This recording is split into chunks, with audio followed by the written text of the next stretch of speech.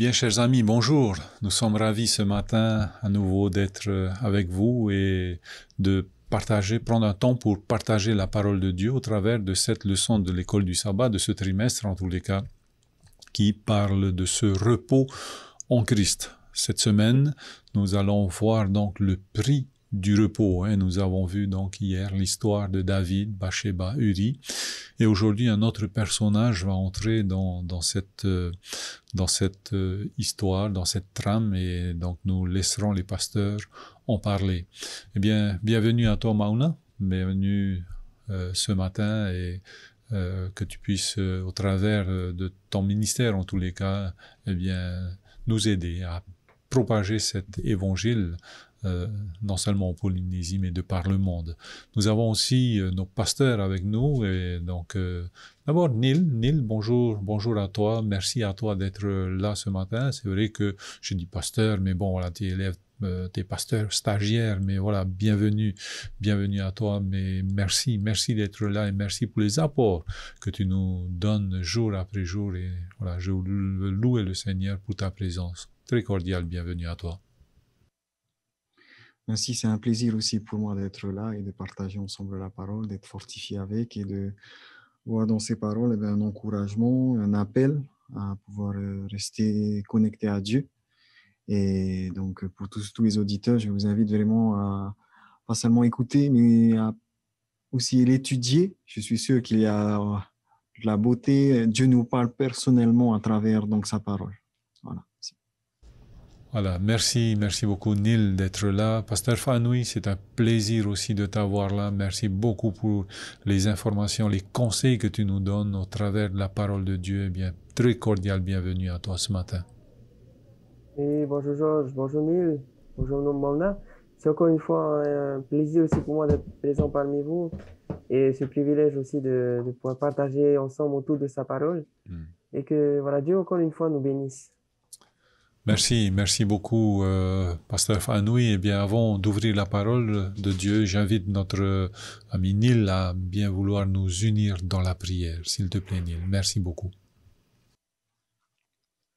Seigneur notre Dieu, notre bon et tendre Père Céleste, ce matin, nous voulons ouvrir ta parole et nous avons besoin, Seigneur, de ton Esprit Saint pour nous conduire, pour nous enseigner, pour nous éclairer, pour que cette parole puisse nous nourrir et surtout, Seigneur, nous réformer, nous appeler, Seigneur, à un réveil, mais aussi à une réforme dans notre vie, Seigneur, car c'est une réalité dans laquelle nous vivons et nous voulons croire que dans ces enseignements, Seigneur, il y a quelque chose que nous pouvons tirer pour avoir de meilleures relations, être heureux, Seigneur, dans notre relation avec toi, mais aussi heureux dans nos relations les uns avec les autres. Que cette étude soit bénéfique. C'est là en Jésus, notre bien-aimé Sauveur, qui revient bientôt. Amen. Amen.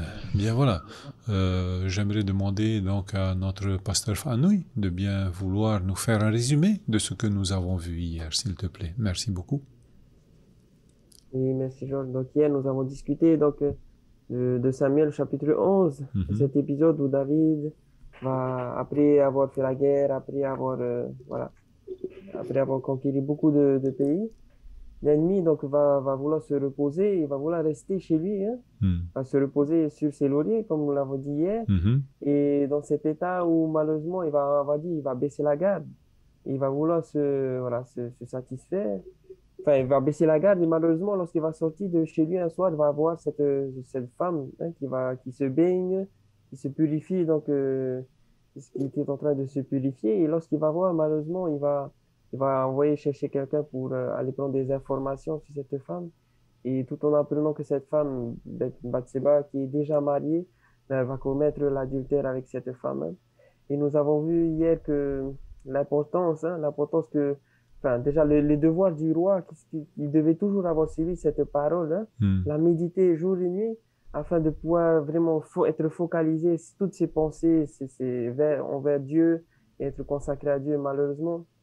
Donc, dans cet épisode, on voit que le roi, malgré qu'il était privilégié de Dieu, malgré qu'il était l'homme selon le cœur de Dieu, va aussi tomber, va tomber donc au travers de cet adultère. Et aussi, plus tard, donc, il va commettre le crime, l'assassinat, en tuant le mari de cette femme. Et nous avons vu que tout le monde peut, si lui, hein, un homme selon le cœur de Dieu peut tomber, tout le monde aussi, même aussi nous aujourd'hui, nous pouvons tomber dans le péché. Hein. C'est un avertissement pour nous. Donc, à prendre garde à tout ce que nous regardons, à tout ce que nous voyons, hein, et à nous détourner, de ne pas laisser cela germer dans notre esprit. Hein. Et voilà un peu tout ce que nous avons, un petit résumé de ce que nous avons vu hier. Merci beaucoup, Pasteur Fanoui, hein, pour ce résumé. Neil, est-ce que tu voudrais rajouter quelque chose par rapport à ce résumé d'hier? Merci beaucoup, Neil. Alors, dans la leçon que nous avions vue hier, moi, c'est l'idée de ne pas nous reposer sur nos victoires, sur notre pouvoir, mais vraiment, face à la victoire et au pouvoir, de se souvenir que c'est une bénédiction de Dieu et que finalement, la gloire revient à Dieu et ça doit pas... on ne doit pas ensuite se reposer sur cette victoire et finalement oublier nos responsabilités. Voilà. Et puis deuxièmement, Dieu connaît tout. Hein. On ne peut pas rien cacher à Dieu. L'idée de revenir à Dieu lorsqu'on pêche, de se dire que de ne pas continuer, de se dire je suis prêt à assumer les conséquences, Dieu, mais j'ai confiance en toi, je sais que tu es un Dieu d'alliance, tu m'as promis une descendance. Il y a une promesse, hein, on verra aujourd'hui, c'est pour ça que c'est une continuité, hein, que finalement, il aurait dû compter sur Dieu. Et on va voir que même après ça, Dieu est quand même là. On en discutera dans la leçon d'aujourd'hui. Merci beaucoup les pasteurs donc d'avoir fait un résumé donc de notre leçon d'hier. Alors aujourd'hui, un autre personnage, Pasteur Fanoui, va s'introduire dans cette histoire et c'est le prophète Nathan. Qui envoie le prophète Nathan et qu'est-ce qui se passe lorsqu'il se trouve devant David? Merci beaucoup. Oui, merci Georges. Donc, alors, notre texte de ce matin, hein, c'est dans 2 Samuel, chapitre 12, le verset 1. Donc, il est dit, l'Éternel envoya Nathan vers David. Et Nathan vint à lui, il lui dit, il y avait dans une... Bon, il va raconter une parabole. Hein. Donc, dans ta question, hein, tu disais, pourquoi non, tu disais, voilà, qui c'est qui a envoyé donc, Nathan? C'est Dieu. Hein. Donc là, ici, on se trouve à peu près un an après donc, la faute de David. Et donc, ce prophète Nathan, envoyé par Dieu lui-même pour ramener son roi à lui. C'est dit, pour faire la continuité de ce que nous avons vu hier, c'est dit combien, voilà, Dieu, parfois, il utilise certaines personnes pour nous ramener à lui. Hein. Si nous avons vu hier que David a essayé de cacher son péché, hein, et il a essayé de cacher son péché premièrement en envoyant donc Uri chez lui pour qu'il puisse aller voir sa femme, mais ça n'a pas marché. Deuxième tentative, donc il a assassiné donc Uri pour encore une fois cacher son péché. Et donc nous sommes dans cet état où David, il est dans cette dissimulation, hein, où il veut cacher sa faute. Et peut-être que ça a marché vis-à-vis des humains, mais vis-à-vis de Dieu, ça n'a pas marché. Hein. Et donc, dans cet état où il était de dissimulation de son péché, nous avons lu aussi hier donc le psaume 32, hein, dans lequel David lui-même va expliquer son état, hein, de dissimulation. Au jour et nuit, il sentait cette main de l'Éternel sur lui, où il se sentait pas bien. Hein. Et c'est dans cet état, en fait, où de mal-être, où Dieu va aller lui-même le chercher. Hein. Il va aller à la rencontre de David. Et ça me rappelle l'histoire où Adam et Ève ont péché, hein, où ils avaient peur, hein, ils étaient cachés. Et Dieu lui-même va aller à la rencontre de ses enfants. Et c'est là aussi je vois l'amour de Dieu. Hein. Dieu ne nous laisse pas dans notre état, hein, de péché. Il est toujours là à venir nous appeler, là où nous sommes. Et il peut utiliser n'importe quel moyen. Hein. Et parfois, les moyens qu'il utilise, c'est l'être humain. Il utilise certaines personnes pour venir à notre rencontre. Et si ce matin, voilà, tu nous écoutes, je pense que l'Éternel a aussi un message pour toi ce matin, que l'Éternel cherche à appeler tous ses enfants, où qu'ils soient sur cette terre. Merci beaucoup, Pasteur Fanoui. Hein, voilà, Dieu envoie le prophète Nathan pour ramener son enfant, pour on verra la suite donc dans la semaine pour qu'il puisse confesser son péché. Hein. Alors, Neil, est-ce que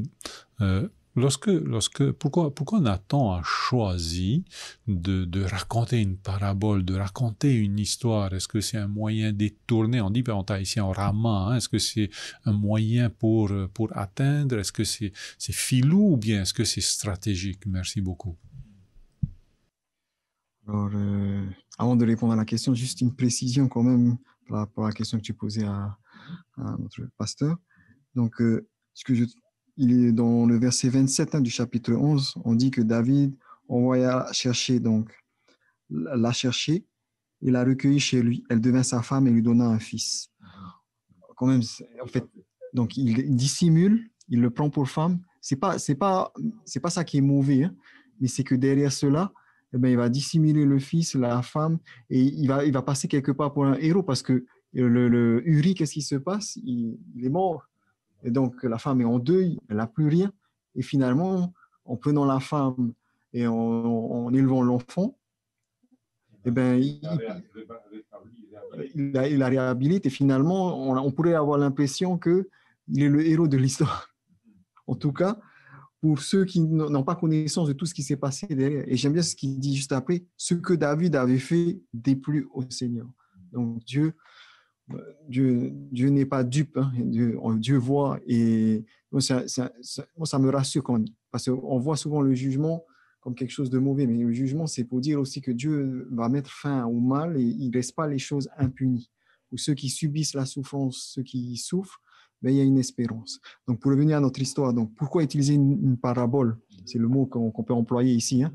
Alors, le principe d'une parabole, c'est une courbe. Au lieu d'être une ligne droite, d'aller droit au but, qu'est-ce qu'il va faire? Il va faire une courbe. Pourquoi passer par un chemin détourné? Est-ce que c'est filou comme tu te posais la question? Non, au contraire. C'est pour justement amener la personne à comprendre par lui-même. Vous savez, parfois, le chemin le plus rapide n'est pas forcément le meilleur dans le sens où l'idée, c'est pas de passer par le chemin, de traverser et arriver à un point, c'est vraiment que la personne puisse retenir par elle-même. C'est un principe d'enseignement et c'est pas la première fois que cela est utilisé dans la Bible. On verra plus tard, ça va être utilisé par Ézéchiel lorsqu'il va devoir transmettre des paroles de jugement sévères contre Israël. On voit ça dans Ézéchiel chapitre 17, versets 2 à 10. Des paroles également sont présentes dans Juge 9, versets 6 à 15, lorsque Jotam a utilisé une parabole pour condamner les actions d'Abimélec. Donc, c'est quelque chose qui est commun. Donc, il va utiliser ça. Et finalement, la condamnation, ou finalement, c'est un appel aux auditeurs à trouver par eux-mêmes l'objet de l'enseignement. Une prise de conscience, exactement. Dieu veut qu'on puisse prendre conscience par nous-mêmes. Il a pris des choses de la vie. Hein. Jésus en utilise beaucoup. Et donc, c'est la raison pour laquelle aussi, c'était mieux. Et d'ailleurs, on voit dans l'histoire que c'est qui va être l'objet finalement de la condamnation, enfin, qui va condamner. Quelle va être la conclusion du jugement par rapport à cette parabole? C'est David lui-même qui va donner le jugement, qui donne la sentence. Et il va se rendre compte que cette sentence qu'il donne, il la donne à lui-même. Bon, je ne suis pas allé sur le passage, hein, sur la parabole. On pourra peut-être la développer si... Merci beaucoup, Neil, hein, pour ces informations que tu nous donnes, ces enseignements. Pasteur Fahanoui, pourquoi donc utiliser l'image de la brebis? Il aurait pu utiliser l'image du chameau. Pourquoi la brebis? Merci beaucoup. Merci. Voilà, juste avant de répondre à ta question, hein, j'aime beaucoup voilà, le fait d'utiliser la parabole, hein, qui, je pense, vraiment est un moyen vraiment très, très efficace d'enseignement, hein, et surtout d'engager les personnes dans la réflexion. Hein, et ça, on retrouve aussi dans la manière de... En tout cas, Jésus, lorsqu'il va venir sur cette terre, à chaque fois qu'il va enseigner le peuple, il va utiliser la parabole. Hein, et voilà, comme il disait, c'est vraiment un moyen puissant pour que la personne elle-même puisse comprendre puisse s'engager aussi dans cette histoire et qu'elle-même puisse voilà, vraiment se l'appliquer à elle-même, la leçon. Hein.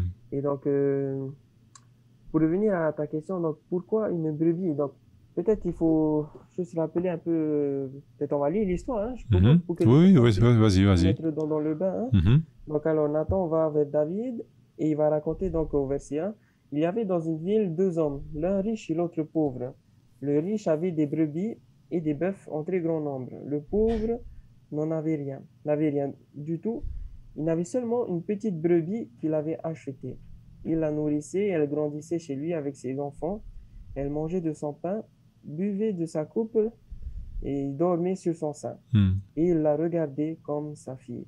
Un voyageur arriva chez l'homme riche et le riche n'a pas voulu toucher à ses brebis ou à ses bœufs pour préparer un repas au voyageur qui était venu chez lui.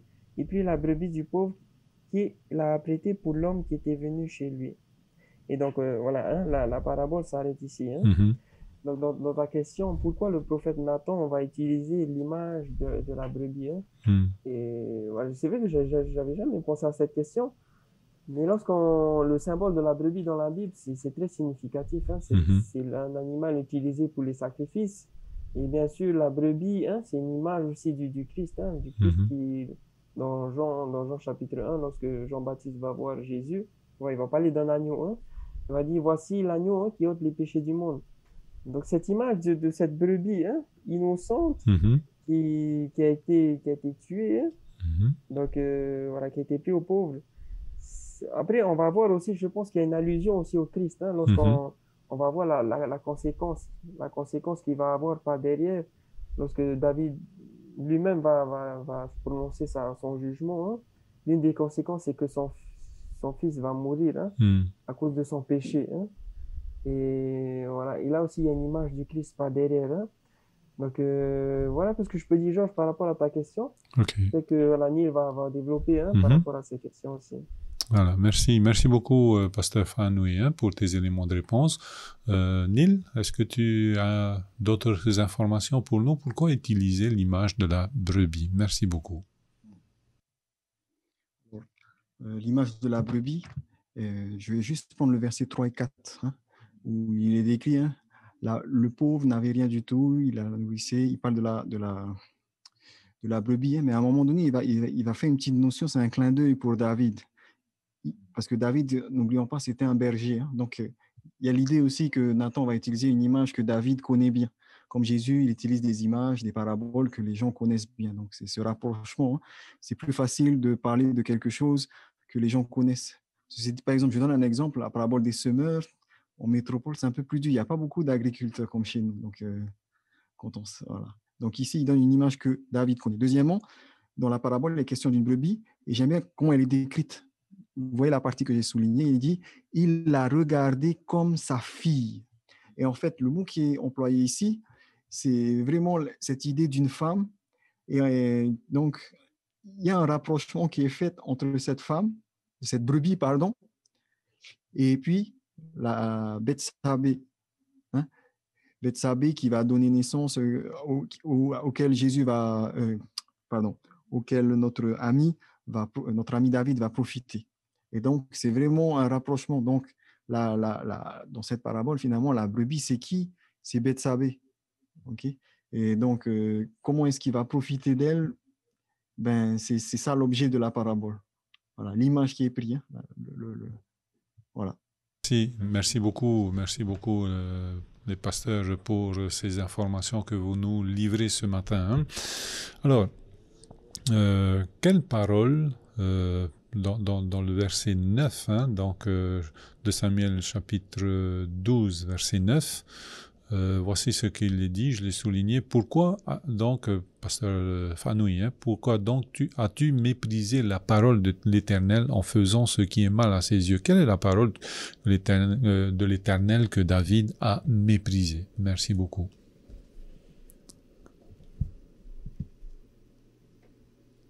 Voilà, donc là, nous sommes au verset 9, hein, où le prophète Nathan... Pardon. Juste avant le verset 9, hein, donc c'est là, en fait, que David lui-même il va prononcer sa sentence au verset 5, il va dire l'Éternel est vivant. L'homme qui a fait cela, donc qui a pris la brebis du pauvre, mérite la mort. C'est lui-même qui va dire. Et au verset 6, il rendra 4 brebis pour avoir commis cette action. Et en fait, le verset 7 et 8, donc c'est là que Nathan va lui avouer en fait que cet homme qui a fait cela, c'est toi. Tu es l'homme et cet homme-là, c'est toi. C'est pas le Seigneur, l'Éternel. Je t'ai oint pour roi sur Israël, je t'ai délivré de la main de Saül. Au verset 8, je t'ai mis possession de tout ce que tu as. J'ai placé dans ton sein les femmes. Je t'ai donné la maison d'Israël et Juda. Et c'est là où il était peu. J'aurais été... Voilà, c'est là au verset 9, donc tu disais, pourquoi donc tu méprisé la parole de l'Éternel en faisant ce qui est mal à ses yeux? Tu as frappé de l'épée Uri le Hittien et tu as pris sa femme pour en faire ta femme. Et tu l'as tué par l'épée. Dans ta question, pourquoi as-tu méprisé la parole de l'Éternel? De quelle parole est-il question ici? Donc, comme on l'a dit hier, à l'époque des rois, chaque roi devait avoir lu une copie du Pentateuque, en fait, de ces cinq paroles, de la Genèse au Deutéronome. Et dans ces paroles-là, il y avait bien sûr les commandements de Dieu. Il avait dit, tu ne commettras point d'adultère, tu ne tueras point. Et toutes ces paroles, le roi devait avoir sur lui, il devait à chaque jour la méditer. Et donc, ce reproche que le prophète Nathan fait à ce roi, pourquoi donc tu méprisais la parole de l'Éternel? C'est cette parole qu'il devait avoir sur lui, qui malheureusement, je ne sais pas où est-ce que David l'a mis, mais en tout cas, il n'a pas médité, il n'a pas pris ce temps, elle était sûrement mise de côté. Donc, c'est cette parole que le roi avait ce devoir d'avoir sur lui, et malheureusement ne l'a pas fait. Ok. Merci beaucoup, Pasteur Fanoui. Et j'ai l'impression que dans la vie de David, à chaque fois qu'il a demandé conseil à Dieu, monterai-je pas? Donc, à chaque fois qu'il demandait conseil à Dieu, eh bien, Dieu répondait. Et les seules fois où il ne demandait pas conseil à Dieu, eh bien, c'est là qu'il péchait, quoi. Donc, c'est une grande leçon pour nous, voilà, pas de pointer David du doigt, mais de voir un petit peu comment nous fonctionnons, nous aussi, aujourd'hui. Alors effectivement, Neil, dans le Lévitique, chapitre 20, verset 10, eh bien, il est dit, si un homme commet un adultère avec une femme mariée, s'il commet un adultère avec la femme de son prochain, l'homme et la femme adultères seront punis de mort. Donc voilà la sentence de l'adultère. Et est-ce que ça peut aussi nous faire écho avec la femme adultère dans le Nouveau Testament, Neil? Alors, avant de venir sur cette sentence qui a été donnée, je vais reprendre ce que Fano a dit. C'est très important lorsqu'on voit qu'en fait, le jugement qui est apporté par Nathan, il le décrit comme venant de qui? L'Éternel, le Dieu d'Israël. Alors, vous retenez, à chaque fois qu'il est question de l'Éternel, le Dieu d'Israël, c'est une référence à l'alliance au Sinaï. C'est-à-dire que dans ce contexte, c'est un contexte d'alliance. Donc, il rappelle le jugement qui va être donné, c'est parce que Dieu a fait alliance avec toi. Et j'aime bien comment Nathan va présenter les choses. Il ne va pas condamner tout de suite. Il va d'abord montrer, comme dans l'alliance, les bénédictions. Il va dire, le Seigneur t'a offert beaucoup de bénédictions. Premièrement, il t'a donné une position. Je t'ai oint comme roi d'Israël. Deuxièmement, je t'ai donné une protection. Je t'ai délivré de la main de Saül. Troisièmement, je t'ai donné des possessions. J'ai donné la maison de ton maître. Au verset 8. Quatrièmement, je t'ai donné des symboles et des prestiges de privilèges royaux. Et qu'est-ce qu'on apprend? C'est là qu'on apprend qu'il a eu les femmes de ton maître. Cinquièmement, il a donné un contrôle sur la maison d'Israël et de Juda. Donc, il commence donc déjà par lui dire que tu as été béni, tu as perdu de vue tout ce que je t'ai offert et finalement, tu as dévié de là où tu aurais dû aller. Et qu'est-ce qui se passe? Juste après, c'est après donc qu'il lui donne cette condamnation de ce qui va lui arriver à cause de cela. Donc, il y a cette question qui lui est posée au verset 9. Pourquoi donc as-tu méprisé la parole du Seigneur en faisant ce qui lui déplaisait? Alors, maintenant, la question est, quel rapport y a-t-il avec la femme adultère? Alors, la femme adultère, On ne connaît pas bien son histoire, hein. Quelles sont les circonstances pour lesquelles elle a commis cet adultère, mais elle est dans une situation aussi de condamnation où on doit la tuer.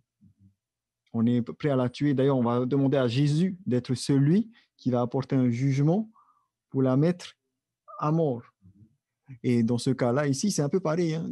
On s'attend à ce que justement, par rapport à la faute de David, il y ait une condamnation à mort. Mais ce n'est pas ce qui va se passer. Donc oui, on peut faire plus ou moins un parallèle. Sauf que la grande différence, c'est quand même que David, on a connaissance et que de cette femme-là, très peu d'informations vraiment nous sont données sur les circonstances. Hein, parce que voilà, on peut imaginer plein de choses, mais en tout cas pour David, on a vu tout ce qui a été fait et c'est grave, une gravité, quoi. Voilà.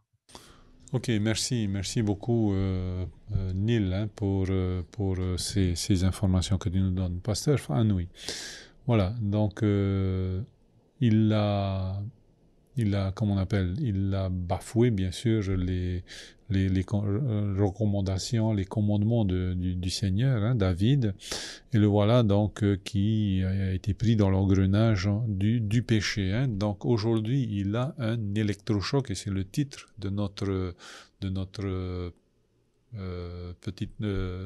sous-partie en tous les cas aujourd'hui, de notre leçon de cette semaine. Eh bien, cet électrochoc-là, donc il a reçu, donc c'est cette condamnation-là, cette condamnation à mort qui doit peser sur lui. Est-ce que David meurt? Est-ce que David est condamné à mort pour autant par le Seigneur? Merci beaucoup, Pasteur Fanoui. Non, merci pour cette question, Georges, hein. Donc c'est vrai que dans le texte que tu as lu, hein, donc dans le Lévitique chapitre 20 verset 10, quand tu as lu tout à l'heure, si un homme commet un adultère avec une femme mariée, s'il commet un adultère avec la femme de son prochain, l'homme et la femme adultères seront mis à mort.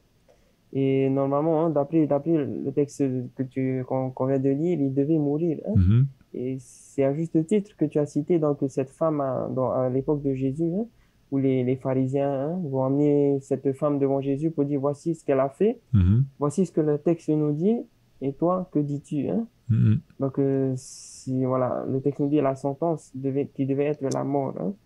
Et je vois ici dans cette histoire de David, mais aussi dans l'histoire de la femme adultère, cet enseignement, hein, de la grâce, hein. C'est-à-dire que le péché, le salaire du péché, c'est la mort, hein. Il devait mourir. Mais au travers de cette histoire, de cette parabole que le prophète Nathan va raconter à David, et c'est là aussi ce qui est remarquable à chaque fois avec David, et c'est ce qui a fait la différence aussi entre lui et Saül, c'est que lorsqu'il va comprendre, il va prendre conscience de son péché, David, lui, va vraiment se repentir, hein. Il va se repentir sincèrement. Et c'est ce qui a fait la différence entre lui et Saül. Saül, lui, lorsqu'il va comprendre, hein, qu'il a désobéi à la parole de l'Éternel, malheureusement, il va pas se repentir aussi sincèrement et pleinement, totalement comme l'a fait David, hein. Une preuve, c'est qu'il va écrire le psaume 51, que nous allons aussi en parler. Et dans ce contexte où David va se repentir sincèrement, nous allons voir aussi qu'au travers du chapitre 12 qu'il y aura quand même des conséquences, hein. Les conséquences qui viendra par la suite, bien sûr, c'est la guerre, hein, dans sa maison, et surtout aussi la mort de son fils, du fils qu'il a eu avec Bathsheba, hein. Et je pense là aussi l'enseignement que Dieu a voulu faire comprendre à David, où David va jeûner, va prier tout en sachant que son fils va mourir. Eh ben Dieu va pas exaucer sa prière. Son fils va mourir. Et je vois ici l'image du Christ, hein, c'est-à-dire, comme on le disait tout au départ, c'était lui qui devait mourir, c'était David qui devait mourir. Mais qui c'est qui est mort? C'est son fils.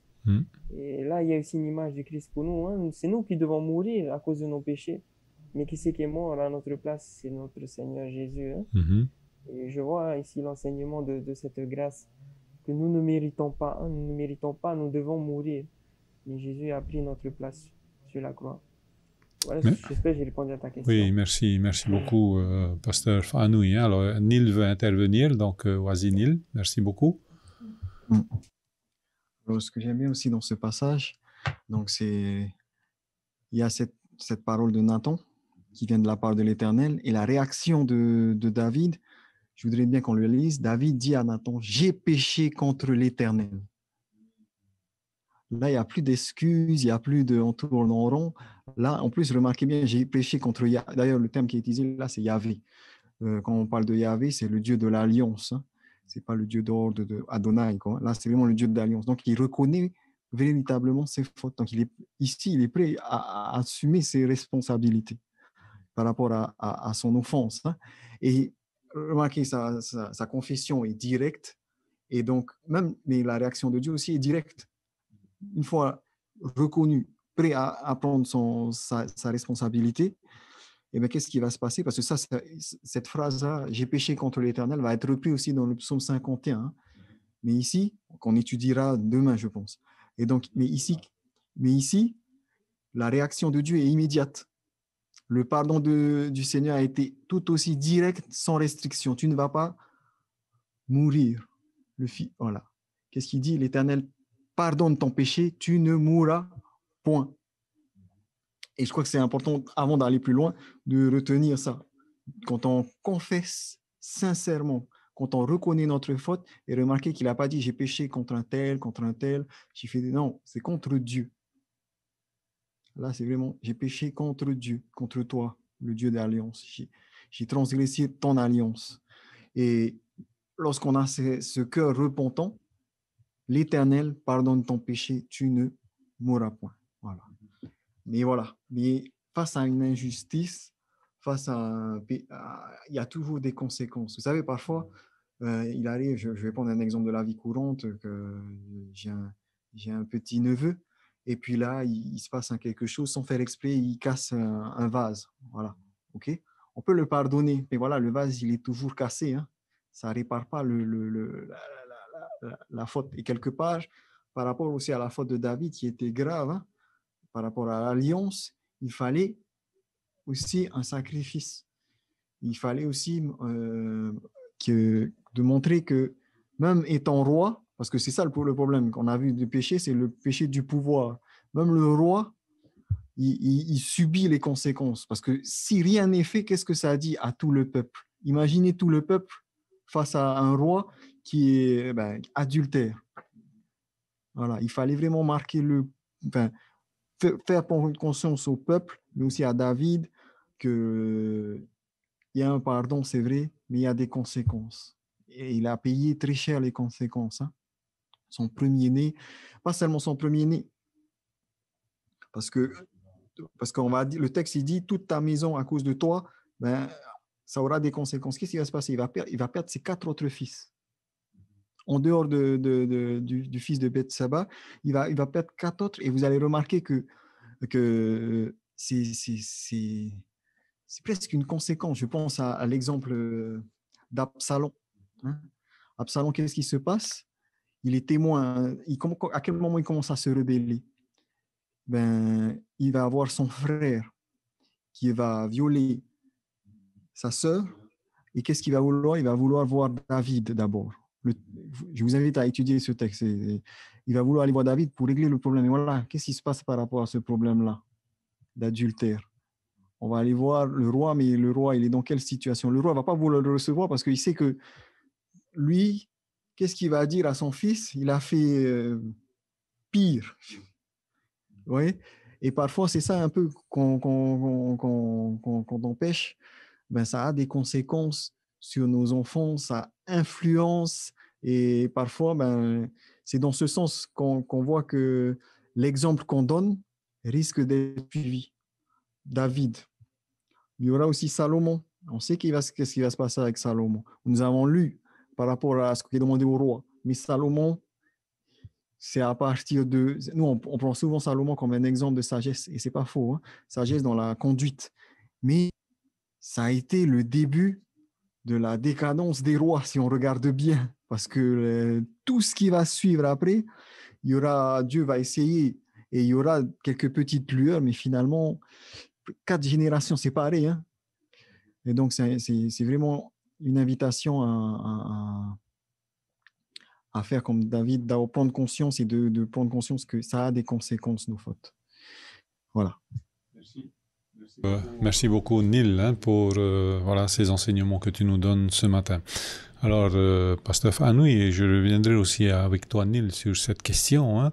Voilà, le fils donc va mourir. David ne va pas mourir, hein, mais au verset 14, on nous dit la fin du verset 14. Donc, en commettant donc cette action, le fils qui t'est né mourra. Alors, nous parlons d'un Dieu juste. Je ne sais pas si nous avons des réponses. Hein. David ne meurt pas parce qu'il a confessé son péché, mais les conséquences du péché, donc le fils meurt. Alors, je ne sais pas si c'est une conséquence héréditaire ou une séquence... Voilà, peu importe. Hein. Mais où est la justice à ce moment-là? C'est plus David qui meurt, mais c'est le fils qui meurt. Donc, les conséquences de mes mauvaises actions seront aussi sur mes enfants? Merci. Ah, c'est une question délicate. Hein. Oui, tout à fait. C'est pour ça que s'il n'y a pas de réponse aujourd'hui, eh bien que le Seigneur nous accompagne. Hein. Merci beaucoup. Hein. Oui, merci. En tout cas, comme il disait, certainement nos actes ont des impacts, comment dire ça, ont une influence. Hein. Mm-hmm. Et dans ce cas-là, c'est très délicat parce que l'enfant, là encore, il est tout petit. Hein. Il est innocent. Il est innocent, il n'a pas cette conscience Enfin, il n'a même pas 1 an. Hein. Mm-hmm. Le texte nous dit dans le chapitre 11, enfanta un fils. Hein, et c'est ce que David, donc 1 an après, donc il n'avait même pas encore cette conscience peut-être de ce que son papa a fait. Hein. Mm-hmm. Il avait peut-être, voilà, il a pas vu tout ça. Il est peut-être inconscient de toute la situation qui se trame pas derrière. Et malheureusement, on voit que l'enfant meurt. Hein. Mm-hmm. On ne connaît pas les circonstances vraiment. Est-ce qu'il est mort de quoi? De maladie? Voilà, si, il est dit au verset 15. Hein. Mm-hmm. Et Nathan s'en alla dans sa maison. L'Éternel frappa l'enfant que la femme d'Uri avait enfanté à David et il fut dangereusement malade. Le texte nous dit. Hein. Mais cessé, David pria Dieu pour l'enfant et jeûna. Et quand il rentra, il passa la nuit couché par terre. Bon, on sait au verset 18 que l'enfant mourut. Hein. Voilà, donc je pense que voilà, parfois il y a des questions où on n'aura pas la réponse hein, ici sur cette terre.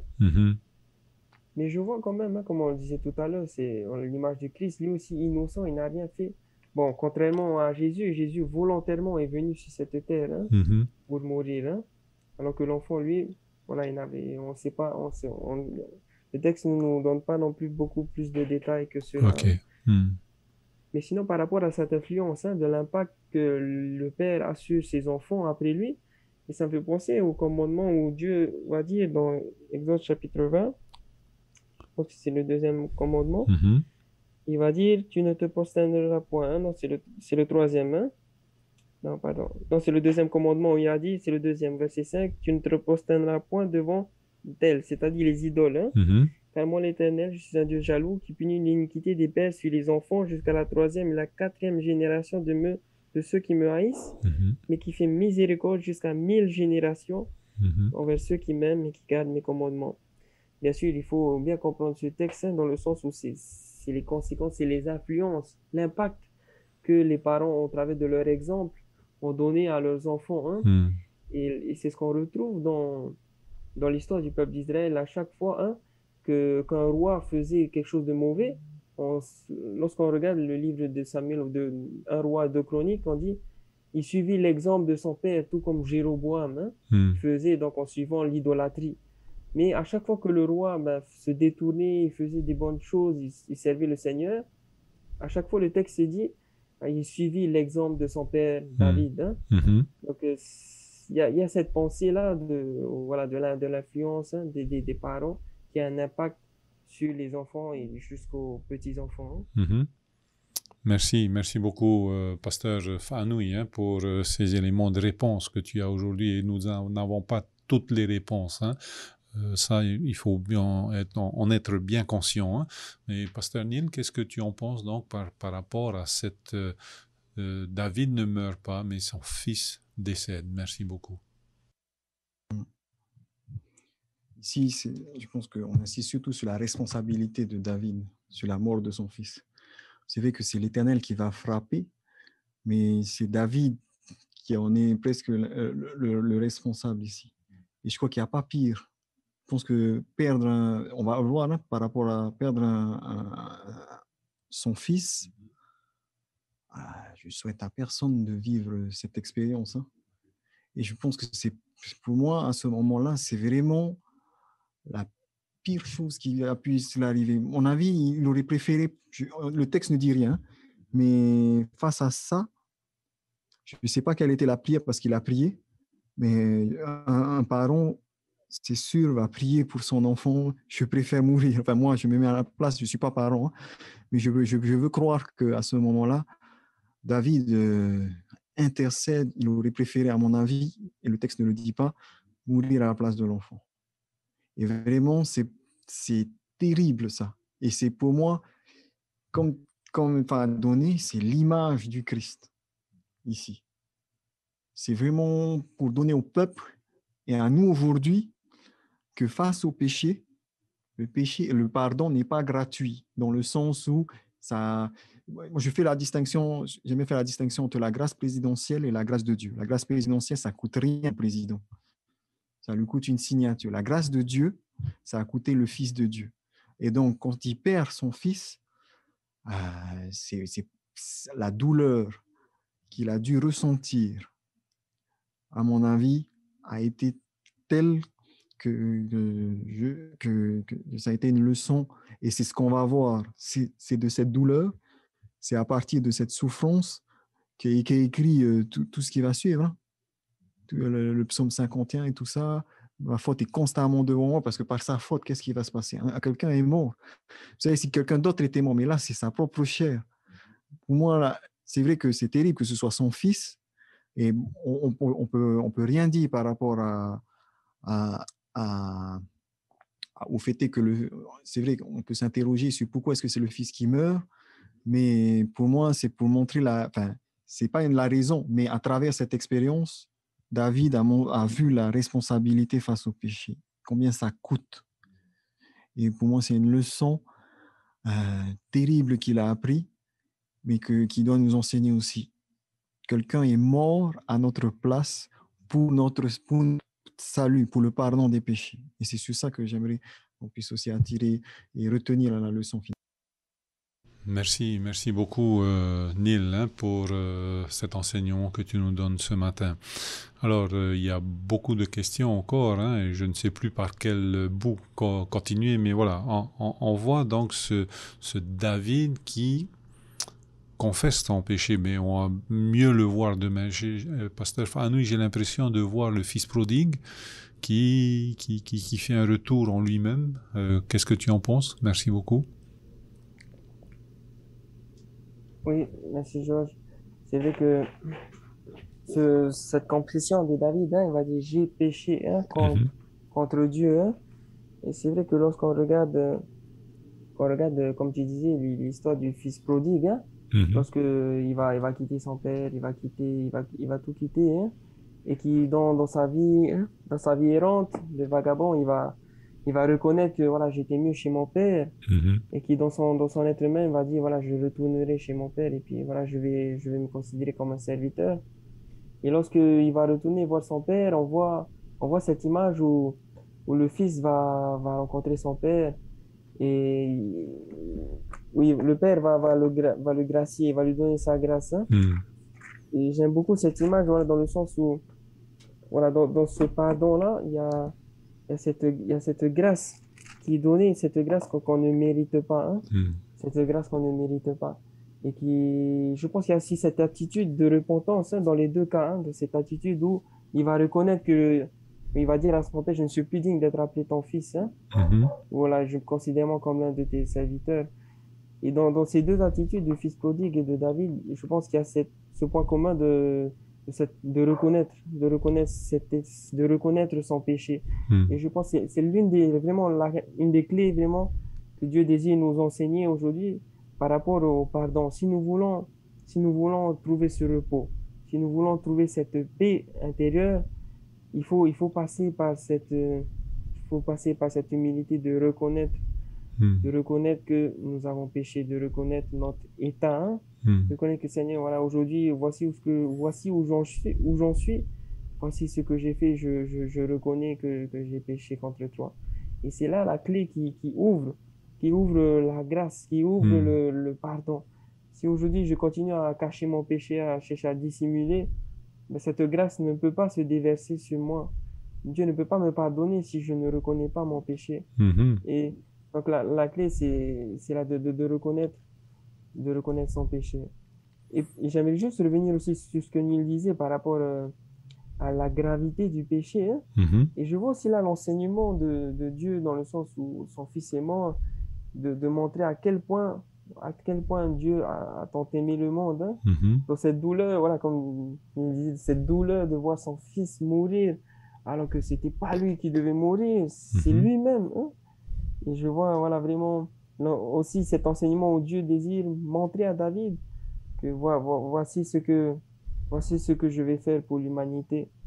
Et cette leçon, on retrouve aussi à plusieurs reprises dans toute la Bible. Et une autre fois, lorsque Abraham va devoir sacrifier son fils, c'est aussi une image dans laquelle Dieu désire montrer à toute l'humanité hein, le plan du salut. Toutes ces images, ce sont des images de Jésus, où Dieu désire montrer à tout le monde, voici ce que je vais faire, notamment au peuple juif. Hein. Voici ce que je vais faire pour sauver l'humanité. Je vais envoyer mon fils, et ce fils qui va mourir à notre place. Et la question, est-ce que nous avons-nous pris conscience de cela, du prix hein, que cela a coûté à Dieu de donner son fils pour mourir alors que c'est nous qui devrions mourir? Avons-nous pris conscience de ce que cela a coûté pour Dieu? Il a tant aimé le monde. Et pour cela, pour accepter, il faut reconnaître notre état. Reconnaître que nous avons péché, que c'était nous qui devions mourir. Et que Dieu ainsi pourra nous accorder son amour et sa grâce. Merci beaucoup, pasteur Fanoui, hein, Neil.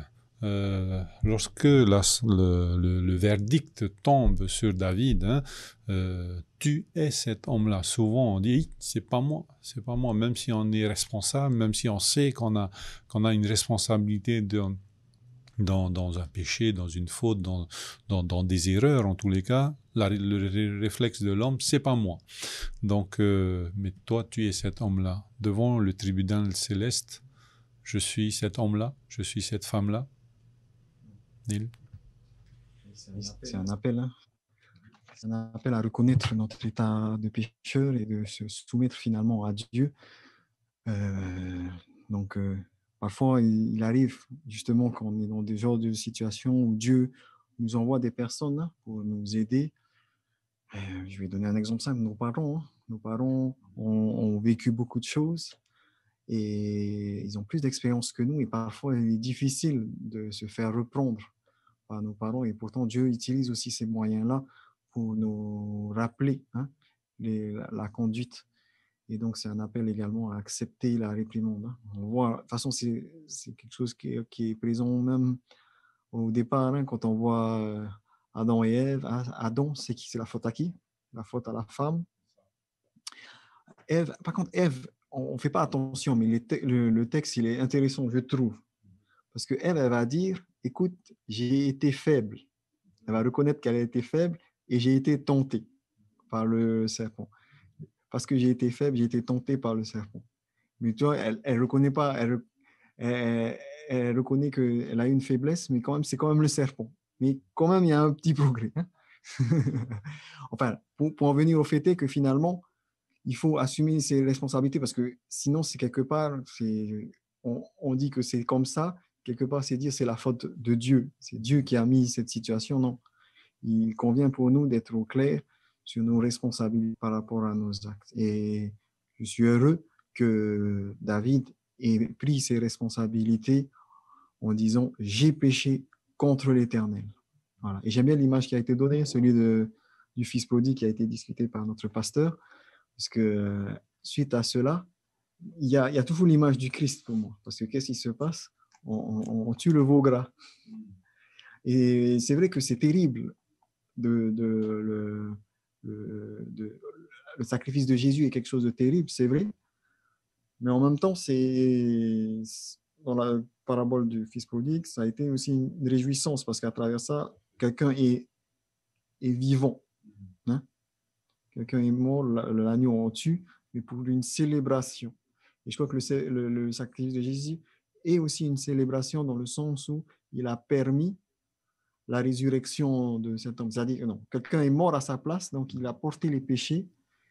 Et pour moi, c'est un signe justement avant-coureur de la résurrection, du relèvement. Et c'est l'objet, je pense, que de l'étude de demain. Voilà. Merci beaucoup, Neil, pour tes éléments de réponse. Pasteur Fanoui, c'est pas de ma faute à moi, c'est toujours la faute de l'autre. Oui, merci John. C'est vrai que aujourd'hui, voilà, il est plus facile de jeter la faute sur l'autre que de reconnaître, ce que l'on a fait, hein. Et cela, ça demande vraiment beaucoup d'humilité, hein. Et ça, le fait de juste de reconnaître sa responsabilité, ce qu'on a fait, ça évite aussi ça évite d'empirer encore plus la situation. Si je commence encore à me justifier, à chercher à jeter la faute sur l'autre, ça va encore plus envenimer la chose et ça va s'aggraver, hein. Et ça peut même finir très très mal. Et malheureusement, hein. Donc, voilà. Et je vois aussi, donc, pour revenir à cette histoire d'Adam et Ève, de reconnaître son péché, hein. Et encore une fois, encore Jésus est présent lorsque lorsque Adam et Ève vont chercher à couvrir, à se dissimuler derrière des feux de figuier, et ben Dieu va dire non, c'est pas comme ça, hein. C'est lui-même qui va les revêtir de vêtements de peau d'agneau. C'est ça. De peau, on ne sait pas c'est quel animal, hein. Il va les revêtir de vêtements de peau. Et du coup, ben, on a d'où vient ce peau? Ben, bien sûr, d'un animal. Et c'est Jésus encore là, par derrière, qui est là, va porter encore une fois notre faute, notre péché. Et donc, encore une fois, à chaque fois que nous péchons, j'aime beaucoup cette image aussi du texte aux Hébreux. Alors, à chaque fois que nous péchons, souvenons-nous que c'est encore à Jésus que l'on remet encore une fois sur la croix, hein. À chaque fois que l'on pêche, si on remet encore une fois Jésus sur la croix, c'est nous-mêmes qui le faisons, qui le mettons à mort encore une fois. Donc, c'est une image pour nous, encore nous prendre conscience de la gravité du péché.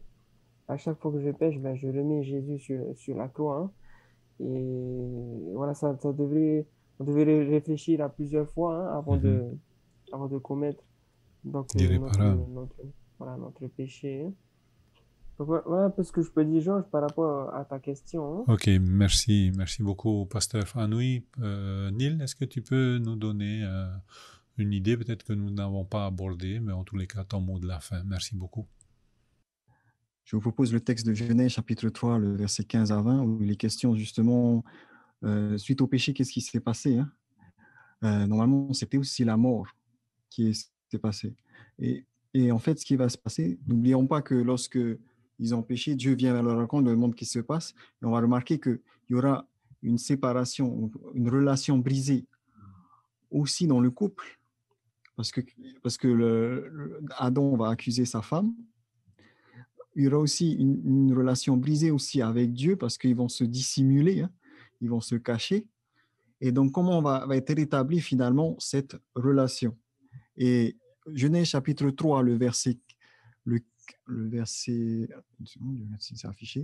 verset 15 répond: je mettrai une inimitié entre toi et la femme, entre ta postérité et sa postérité. Celle-ci t'égrasera la tête et tu lui blesseras le talon. Donc, Dieu, normalement, devait donner une condamnation que plus de postérité. Là, il lui dit non, tu auras une postérité qui va écraser le mal à sa source. Donc, c'est une parole d'espérance. Et j'aime bien cette parole d'espérance que Dieu va donner.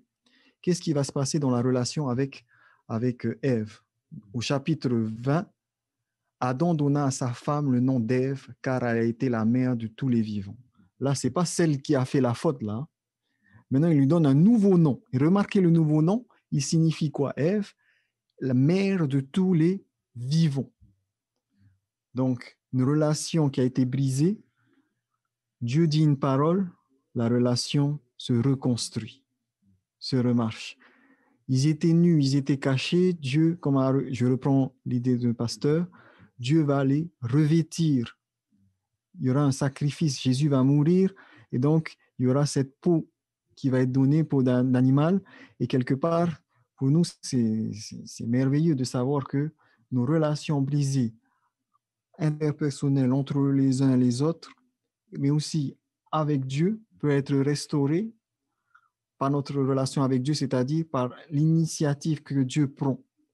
Et je crois qu'il faut se reposer sur les promesses de Dieu et sur l'alliance qu'il veut faire avec nous pour finalement trouver le repos. Donc, le prix du repos, la leçon, hein, c'est quoi le prix du repos finalement, hein? Le prix du repos, c'est l'alliance que Dieu nous donne. C'est ça vraiment qu'on doit rechercher. Et ce prix a coûté la vie à Dieu, à Jésus. Et donc, c'est sur ça que nous devons nous reposer. Merci beaucoup Neil pour cette pensée, ce mot de la fin en tous les cas que tu nous donnes. Pasteur Fanoui, un mot de la fin ou bien une dernière pensée que nous n'avons pas abordée ce matin, s'il te plaît, merci. Oui, moi j'avais juste continué ce que notre frère Neil disait. Le prix du repos, pour Dieu, ça a coûté vraiment énorme, hein. C'est son fils qui est mort pour nous. Et pour nous aujourd'hui, qu'est-ce que cela en coûte, hein, notre prix du repos? Pour nous, comme on vient de le discuter, de partager aujourd'hui, cela coûte notre humilité, cela coûte seulement de reconnaître notre péché, hein, de reconnaître notre état. Si on reconnaît, Dieu peut nous pardonner, il peut nous accorder cette paix seulement qui se trouve lorsque nous reconnaissons notre péché. Et cela aussi coûte peut-être aussi non seulement de demander pardon à Dieu, mais peut-être cela coûte aussi d'aller voir une personne, hein, une personne avec qui on a eu peut-être des malentendus, peut-être on a eu certaines disputes. Donc notre prix du repos, voilà ce que ça coûtait pour Dieu énormément, c'est son Fils unique. Et nous, tout ce que Dieu nous demande, c'est de reconnaître notre état de pécheur. Donc voilà un peu ce que je peux dire. J'ai un encouragement au chacun de nous, hein, à accepter cette grâce en reconnaissant notre état. Merci beaucoup Neil, merci beaucoup Pasteur Fanoui pour vos interventions de ce matin qui ont été très très enrichissantes, et nous voulons remercier le Seigneur pour ces belles leçons, hein, des leçons que nous avons vues déjà depuis un moment, peut-être pour certains nous sommes passés par-dessus sans voir certains enseignements pour nous ce matin. Eh bien que le Seigneur nous aide à ne pas être amnésique, ne pas oublier les fautes, les péchés que nous avons commis et vraiment nous confesser. Eh bien, c'est ce que nous allons voir demain, nous allons traiter demain. Mais en attendant, je demande à notre pasteur Fanoui de bien vouloir nous unir dans la prière. À demain, 10h à 11h. Au revoir. Éternel, notre Dieu, merci Père pour ce temps que tu nous as permis ce matin encore une fois de nous plonger dans ta parole, Seigneur, et de voir encore une fois combien tu es un Dieu d'amour, mais aussi tu es un Dieu juste, Seigneur. Et merci pour cette histoire de David qui nous montre, Seigneur, encore une fois, ta grâce, Seigneur, que lorsque nous méritons de mourir, Seigneur, c'est toi qui es venu mourir à notre place. Merci, Seigneur, de nous aider, chacun d'entre nous, à prendre conscience du prix que cela t'a coûté, Seigneur, pour nous accorder ce repos, Seigneur. Cela a coûté la vie de ton Fils Jésus-Christ.